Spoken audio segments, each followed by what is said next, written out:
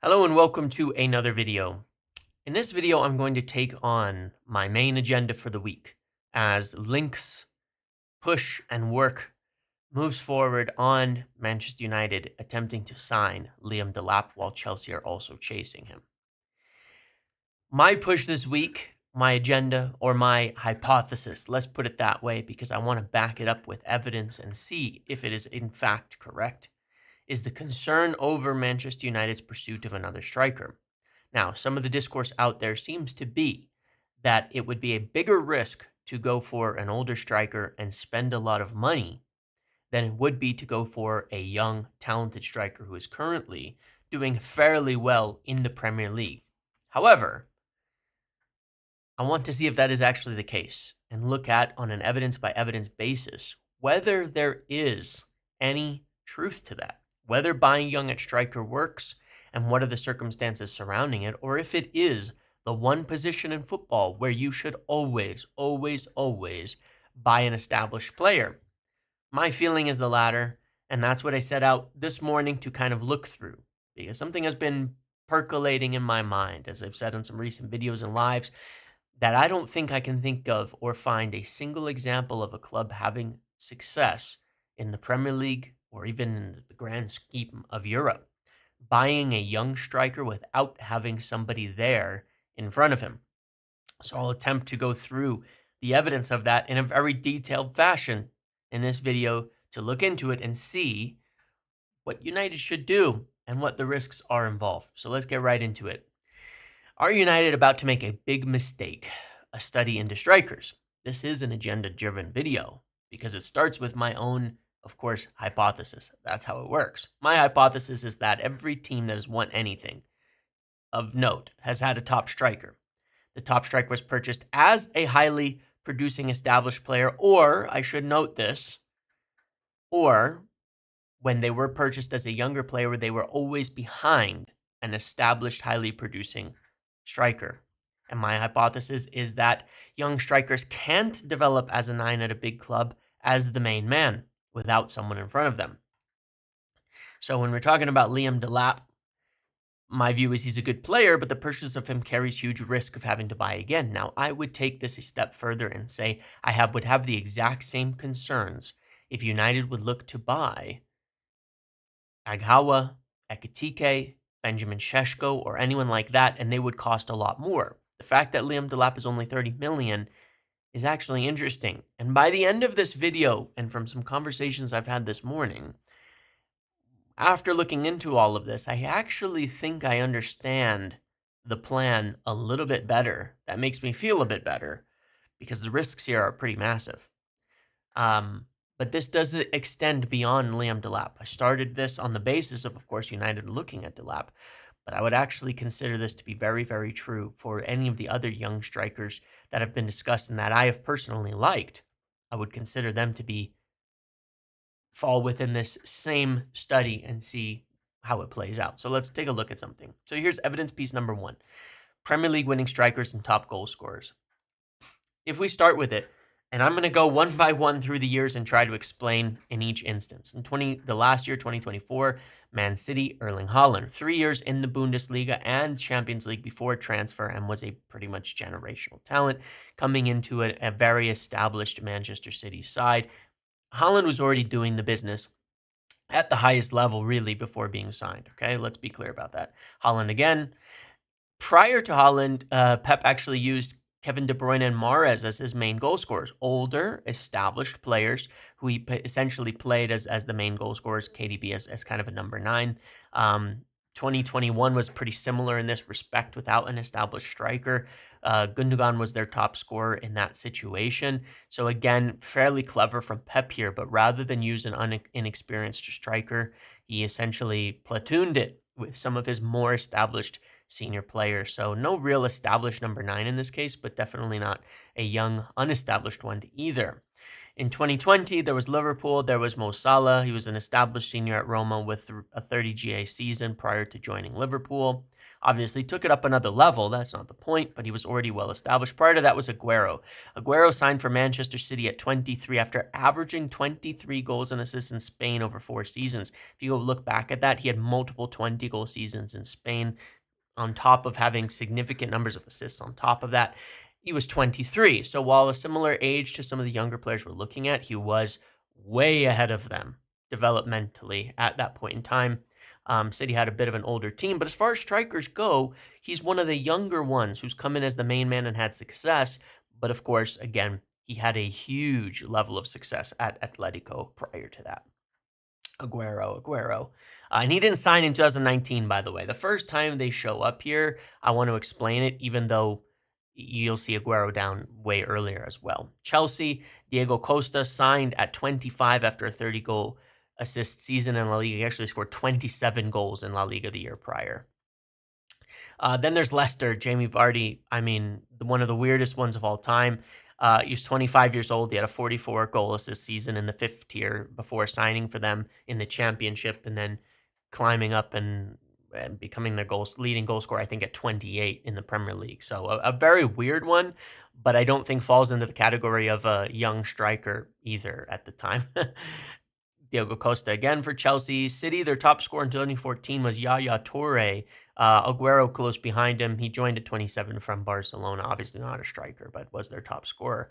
In 2013, United signed Rob Van Persie at 28 from Arsenal. Aguero, as we said above. Berbatov joined United at 27 after 5 top seasons at Leverkusen and Tottenham. It's not looking good, bro. It's not. No, honestly, none of these examples fit. A single example of a young striker coming in, leading the line, and leading a team to titles eventually does not happen.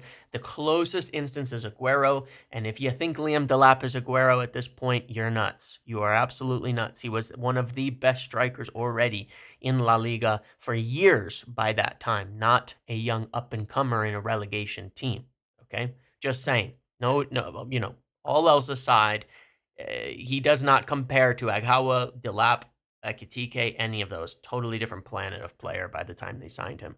Then there's Champions League winning strikers. Now this one gave me a little more of a work because it's weird. Madrid last year is probably the best example of not having like some top established player, but it's really hard to describe Madrid because their players obviously come through behind. Like their top scorer was Jude Bellingham. But Jude Bellingham is not really a striker, but he kind of was. They didn't really have a striker. They still won the Champions League. I don't know. Maybe this is a decent example because their line was, mostly like Rodrigo and Vini and Jude. But of course, they have really established senior players they were learning off of too when they were at the club, when they first joined. So maybe it's a good example, but is Madrid ever a good example? I don't know. But this is the closest. But I don't think it fits because they didn't really have a number 9. City, there was Haaland. We've discussed him. Benzema for Madrid. Again, obviously didn't join in 2022. He joined way back. He joined Madrid at 21 years old. He was behind Ronaldo and Gonzalo Higuain, who joined behind Raul and Van Nistelrooy. Okay, so he had some people to learn off of. Did Higuain when he joined at 18 years old, or he was in the academy, maybe even promoted. I don't actually remember. All I know is when he was very young and he stepped into the first team for the first time, there was Raul and Van Nistelrooy to learn from for Higuain. When Benzema joined Madrid, there was Ronaldo, who was not old, mind you, and Higuain, who was not old, mind you, but he joined with them already at the club and established. Chelsea, similar to Madrid in 2024, they really didn't have an established striker. I don't know what it was. Flukiest, craziest, weirdest Champions League win of all time. But they did it, so fair enough. I just don't know who the striker was. Bayern, Lewandowski, obviously he joined at 25 from Dortmund as one of the world's best strikers already by that time. Liverpool, we've talked about Salah. Madrid, Ronaldo and Benzema. Madrid, Ronaldo and Benzema. Barcelona, Suarez signed him from Liverpool as one of the world's best players. Madrid, Ronaldo and Benzema. Bayern, this one was again a bit of a platoon, and this was another notable thing about Champions League is obviously less so than in the Premier League. There was a lot more like of these platoons, Madrid, Chelsea, and Bayern in this example. They had Mandzukic, Muller, Gomez, Ribery, Robin, kind of all chipping in with a bunch of goals there. Because it was, of course, before Lewandowski, I believe. Chelsea, they won back there. Drogba didn't do so much in the league, but he carried them in the Champions League. And Sturridge was their main man in the league, but Drogba was obviously still there. Then there was Barcelona. Messi went insane that season. David Villa was a fairly established player who did really well, chipping in with goals too, scoring a lot of goals. Is kind of their number 9, I believe. Obviously, another weird-ish kind of platoon, but it's Messi, so you don't, they got away without maybe a top striker. But again, no examples.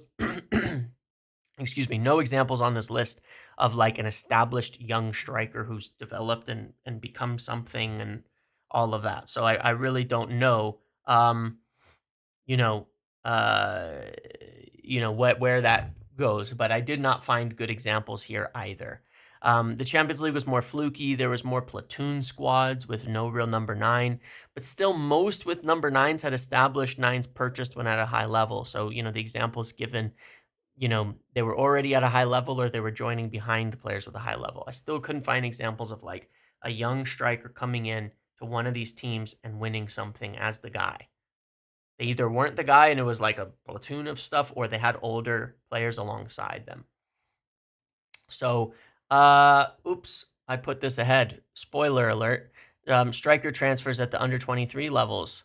My conclusion so far is really no clubs win with strikers who weren't purchased when already at a high level or under a top older player. Let's look through the examples here of under 23s strikers that were purchased. I went through the most expensive down. I did 15 of them. It's just straight. I just picked the first 15. Mbappe, a success. João Felix, flop. Darwin Nunez, flop. Vlahovic, flop. Havertz, flop. Osimhen, success. Højlund, flop.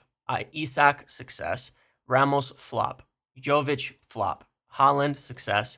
Martial, I don't know. Maybe in between a flop and a success. Jota, a success. Patrick Schick, when he went to Roma, a flop. Tammy Abraham, Roma, a flop. So it's not exactly a guarantee when you buy a young striker. Like, these were failures. The ones that were flops are straight up failures, and for different reasons. But only 5 out of the 15 top young striker transfers were successful, and most failures are exactly what we've discussed. They joined a big club as the main man, and they were too young, and they failed. Where the successes were, well, 2 of them are Haaland and Mbappe out of the 5, so go figure. One was Jota, who didn't really come in to lead the line at all. Another was, he was actually behind, I think, Bobby Firmino, right, when he joined first, and there was Mane and Salah there. Isak, Newcastle weren't exactly a big club. I mean, they are, but they weren't, like, in the top things yet. So he kind of helped push them from mid up. Osimhen is actually one of the only successes, funnily enough, of a young player moving to a fairly big club and kicking on right away. He's in the bracket of, like, Mbappe and Haaland. That's the crazy part. João Felix joined Atletico for a lot of money, was a flop. Nunez joined Liverpool to kind of be the main man at 9 and flopped. Vlahovic joined Juventus to be the main man, kind of flopped there. Havertz as well, Again, Ramos, Jovic, like most of these examples are of flops. Højlund are instances where these young players were purchased to come into these big teams and be the guy, and they failed almost every single time. And the ones that succeeded, for the most part, Jota had people in front of him. Haaland was already established, even though he was young. And Mbappe, that transfer to PSG from another team in League One obviously was a success, but he pretty much played at left wing at the time, not at number 9, if I'm not mistaken. So, yeah. Then we go on to the next one. Okay, and here I broke it down to what I did on the next page is I went through it, and I'm just fixing the animation while I'm recording this, but I went through the strikers then from 23 to 30. So at this point in time, after I'd gone through all of this, I was already like, hang on a second, this isn't really looking good. I have serious concerns about all of this, but let's see in the 20 to 30 bracket, because the thing that people think is that your potential for a bust here is really big. Now, I specifically looked to 23-30, not over 30, because I think you'd find more flops there. But let's take a look at the examples here, and I think you're going to find this really interesting. Griezmann, and again, from expensive down to Barcelona. This was a flop. I think this is a really weird one because he kind of failed and then went back to Atletico. Like, you can't say Griezmann's a bad player, though. You know what I'm saying?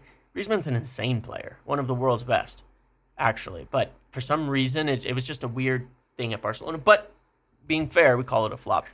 Lukaku going back to Chelsea, completely a flop. Total, one of the worst transfers ever.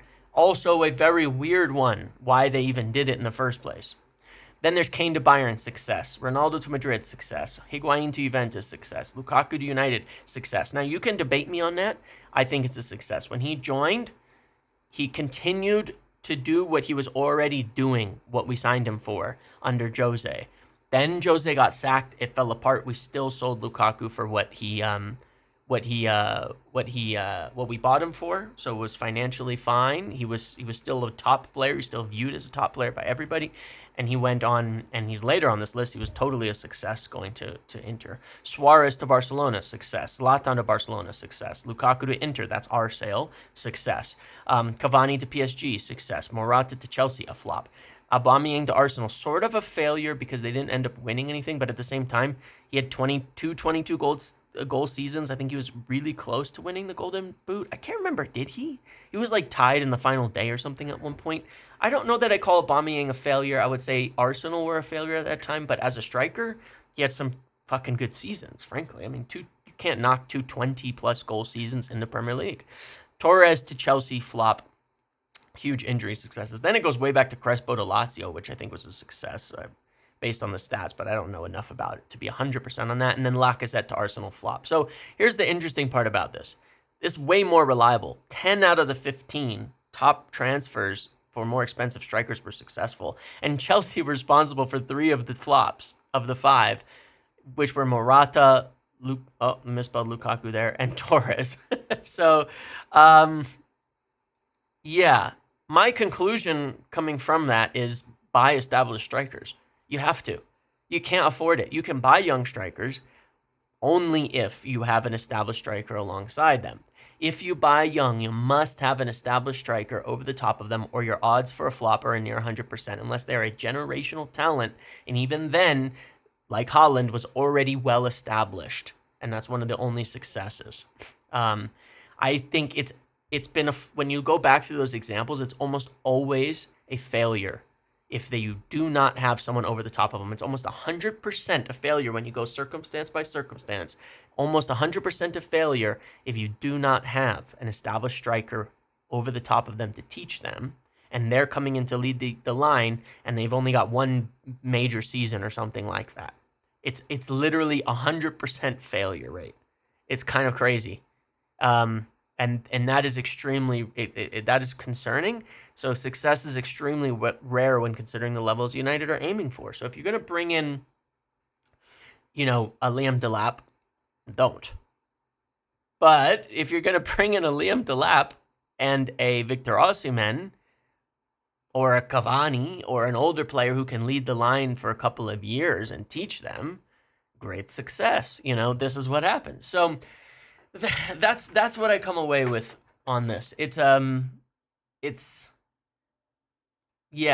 concerning. It's seriously concerning to me because I literally cannot find a good example of a young player coming in to lead the line and succeeding.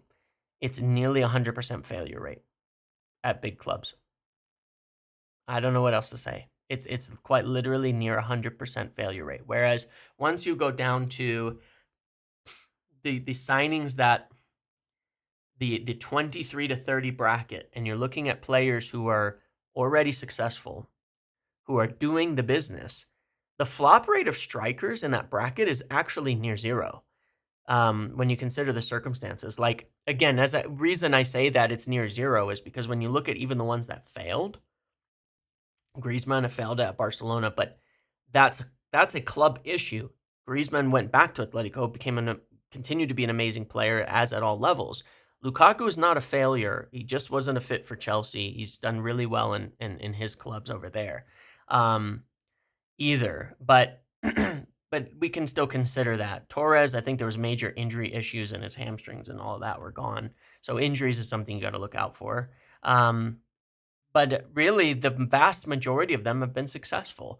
And I could keep going down that list when I was looking at it. I used 15 for ease of time, but the examples were pretty much one to one. The success rate for established strikers is almost 100%.